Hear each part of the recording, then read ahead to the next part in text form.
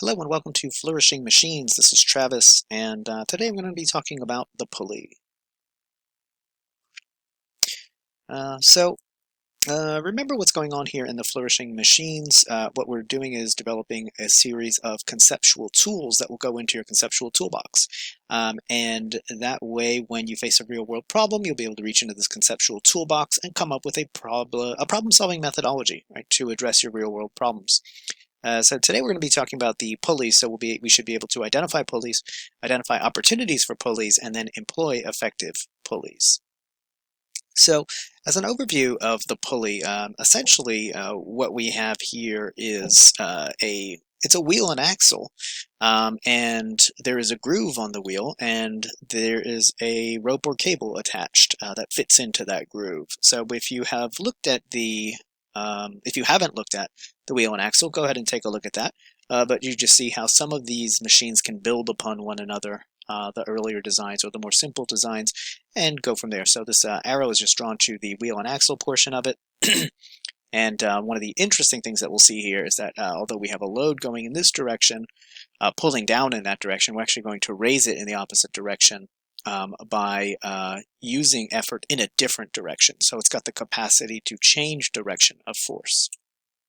Okay, one of the really cool advantages of the pulley is that you can essentially combine pulleys to give yourself greater and greater mechanical advantage. And so we are definitely going to attempt to use this to our advantage. One of the more so in addition to, we'll say, the change of direction, we also get this ability to kind of continue to multiply or at least add force advantage by more implementations or more instances of the pulleys. We'll be able to build up to a block and tackle eventually.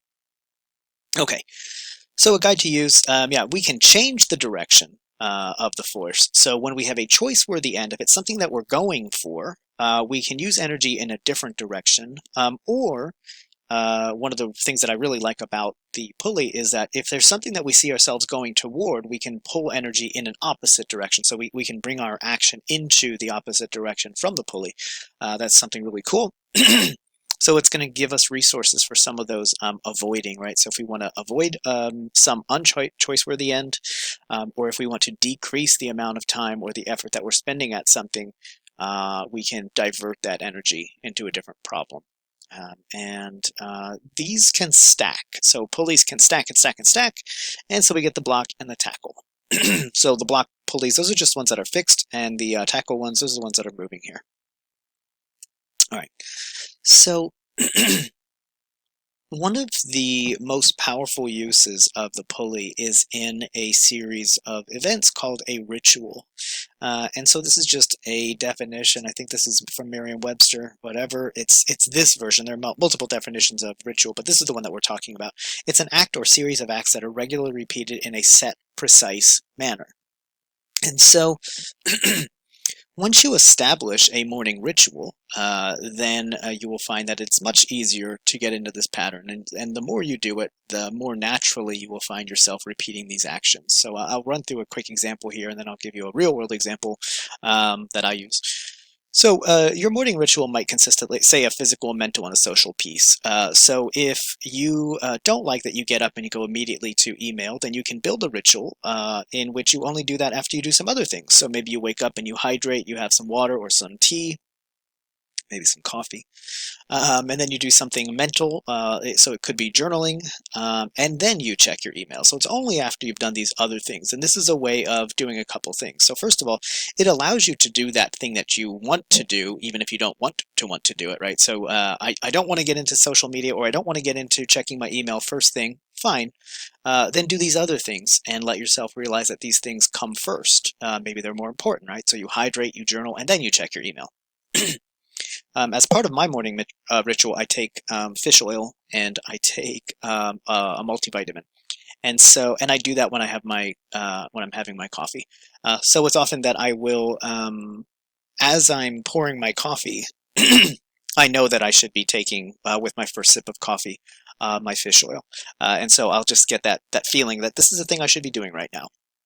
And that's the idea that, so when you do the pulley, this would be like the pulley built into a kind of system of block and tackle, right? So if you package some of the things that you want to do with some of the things that you don't want to do, and you build up a lot of momentum to do this, you might find that some of those things that you are not so motivated to do become much easier to do as part of a system. Call that a ritual. Another thing that you can do is redirect intentions. And so you can create a pulley system where you have this initiator and a response. So you can create a ritual, and I'm calling these redirecting intentions. I don't know that anyone else calls them that, but you'll see why I'm doing that. So if you have a desire to perform an unchoice-worthy action, and remember the unchoice-worthy action is just something that you have decided that it's not something you want to do. So you wish you didn't do this.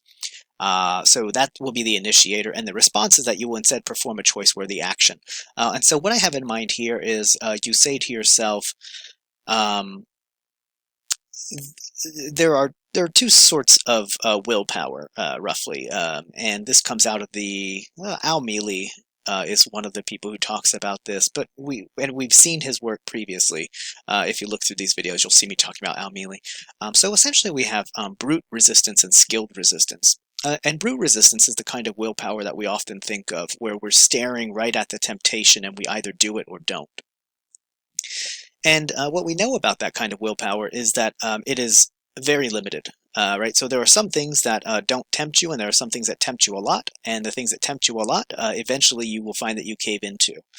So if we rely simply on brute willpower, we're going to lose out a lot, and we will be performing the things that we deem the unchoice-worthy actions. And so one example of that might be if you're a smoker, right? So your brute resistance would just be, I feel like smoking right now. You look over at your cigarettes and you tell yourself, oh, I'm not going to do it. Don't smoke the cigarette. And then either you do or you don't.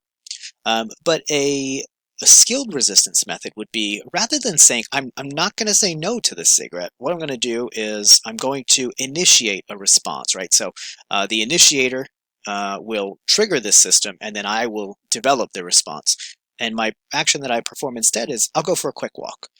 So when I want to smoke a cigarette, I'll go for a quick walk. And that could be a walk around the block. It could be, just a walk around the house. It could take 30 seconds. It could take 5 minutes, whatever. And then when you come back, you'll see how you feel. And if you still feel like it, maybe you'll give yourself the cigarette. And if not, then you won't have the cigarette. Right?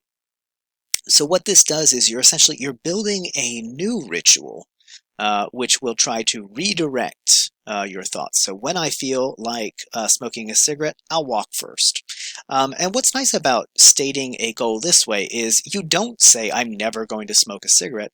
You just say, I'm going to walk first. And then when you come back, you can revisit and see how you're feeling. Okay, and then another way to do this is sleep hygiene. So many of us suffer from terrible sleep right now, and it's because because of so many reasons. If we're quarantined, we've got some issues going on. If we're stressed out and worried about people's health or our own health, we've got that going on. Maybe we've got job insecurity. Maybe we've got financial struggles. Maybe we have people who are, like suffering from COVID right now. So we've got all these different things going on. But we also have our reliance on technology, staring at screens and things like that.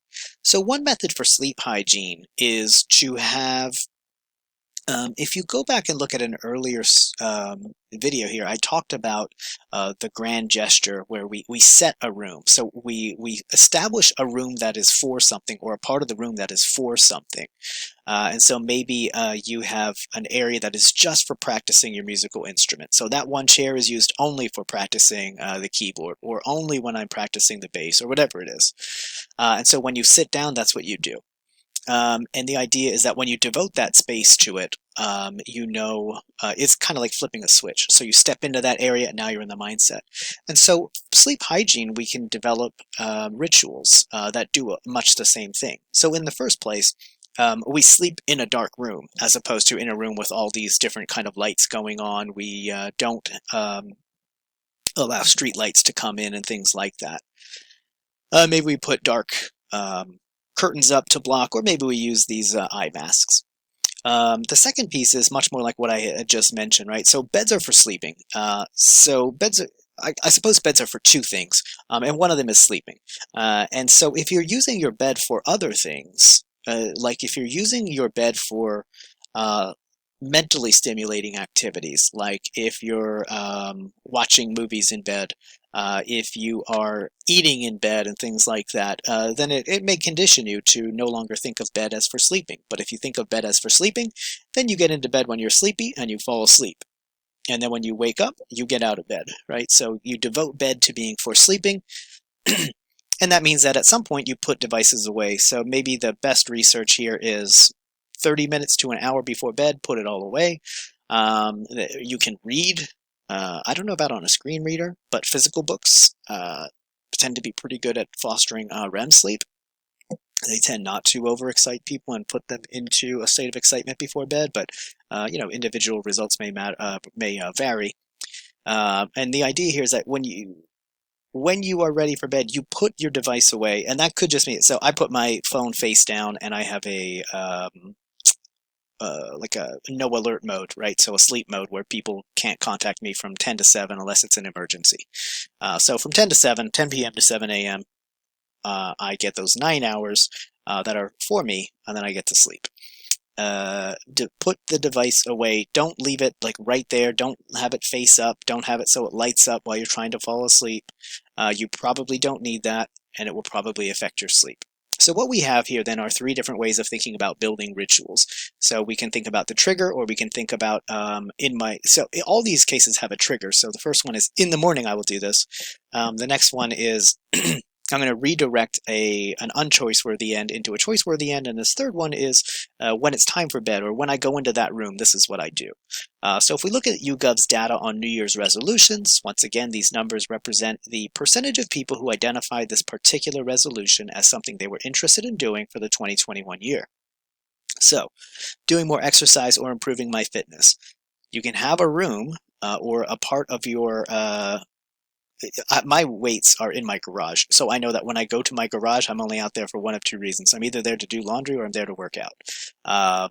But also, I can build this into a ritual. So maybe I'm going to start off with some bear crawls, then I'll go into a workout with weights, and then I'll end with some mobilization or balling or something like that.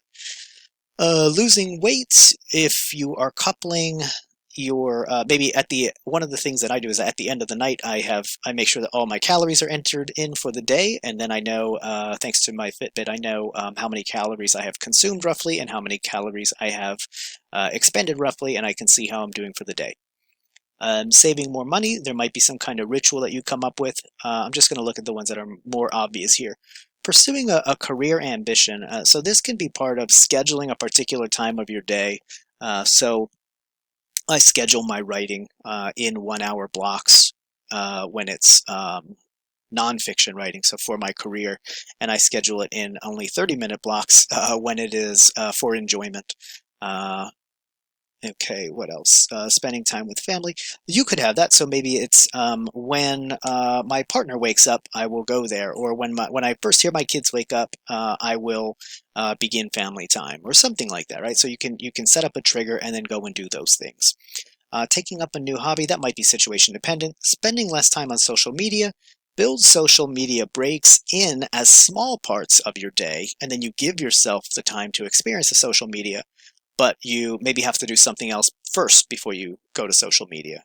By the way, so when I'm writing, for instance, I don't allow myself to go to my browser and check, even if I think it's worth researching, I don't allow myself to check during that time. I'm just writing for that amount of time. I jot down a note and I'll check it out later. Giving up smoking, we can look into the data on that, but I'm suggesting that there may be ways to divert our attention through those redirection intentions. Yeah, decorating or renovating, that can be difficult, but it can be part of scheduling and volunteering or doing more charity work. What we can do here is we can build rituals. So maybe we meet with other people who are volunteering. We have a meal with them or something, and then we go volunteer. Or maybe we volunteer first, and then we go and meet. So those are all possibilities. And so that is roughly how the pulley works, and we can see that we can bundle these pulleys together to make the block and tackle. And these rituals become incredibly powerful ways of changing our lives and our behavior.